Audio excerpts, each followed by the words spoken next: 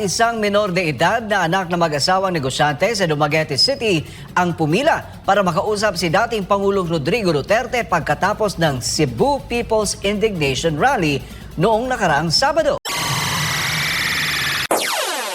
Dahil sa sunod-sunod na insidente ng pananakot sa kanilang pamilya, si Bea Torres, 16 anyos na anak ng mag-asawang negosyante na sina Gaspar at Kitty Torres mula sa Dumaguete City ay nagpasaklolo na nang mag-post ng panawagan sa kanyang Facebook page at sinundan pa niya ito ng isang video post. To President Bongbong Marcos, Vice President Inday Sara, Secretary Jovic Remulla of the DILG, Secretary Jesus Crispin Remulla of the DOJ, the Chief of the PNP, the NBI Director, and the Human Rights Commission.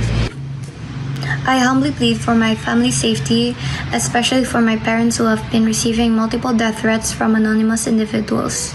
I sincerely hope that your positions as political leaders can help ensure our family's safety and bring us peace.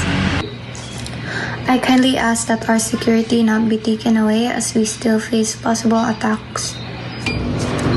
Your help in keeping us safe would mean a lot during these difficult times.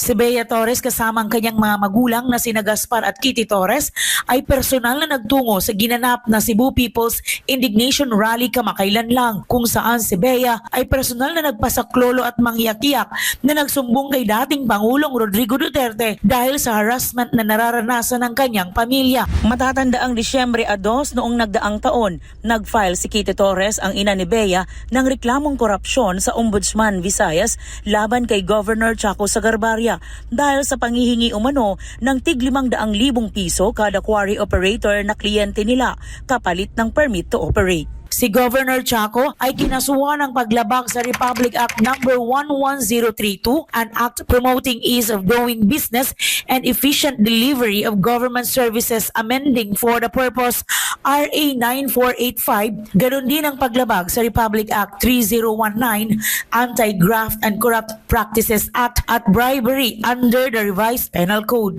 Makalipas ang isang linggo, matapos magsampa ng reklamo, sinira ng motorcycle riding in tandem ang CCTV camera sa labas ng bahay ng pamilya Torres. Noong Enero 20, nalaman ng mag-asawang Torres na pinaimbestigahan sila sa pamamagitan ng isang Kiefer saga na sumulat sa DENR upang kumpirmahin kung accredited ba ng DENR si Gaspar Torres na isang processor ng ECC at iba pang DENR permit.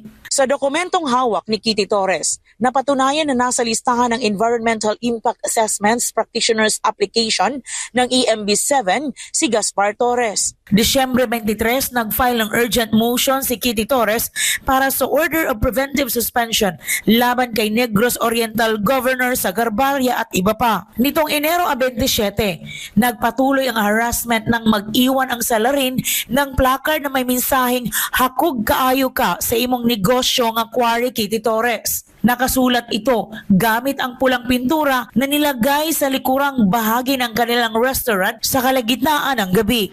At nitong Pebrero 6 taong kasalukuyan, pinagbabaril ang bahay ng pamilya Torres ng motorcycle riding in tandem. 12 bala ang na-recover ng kapulisan.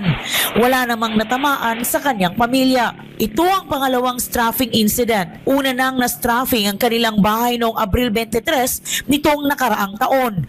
Matapos si Kitty Torres humarap sa Senate hearing, may kinalaman sa kasong pagpatay ng isang mediaman sa Dumaguete City. Kamakailan, dumulog na sa Commission on Human Rights ang mag-asawang Torres, ganon din sa Ombudsman Region 7 at sa NBI. Sa ngayon, ang mag-asawang negosyanteng Gaspar at Kitty Torres ay binigyan ng PNP ng 2 gwardiya upang masiguro ang seguridad nito. Subalit pilit ring pinapatanggal ng kalaban niyang anyay nang haharas sa kanila. Nang dahil lang sa kaso na finailed ko against sa kanila, okay lang kung ako at saka yung asawa ko, may mga anak kami dito sa loob ng bahay namin, Miss Ai. So ngayon ang panawagan ko, diretso na ako kay PNP Chief Marbel at saka kay DILG Secretary. Alam ko naman, tatay din sila.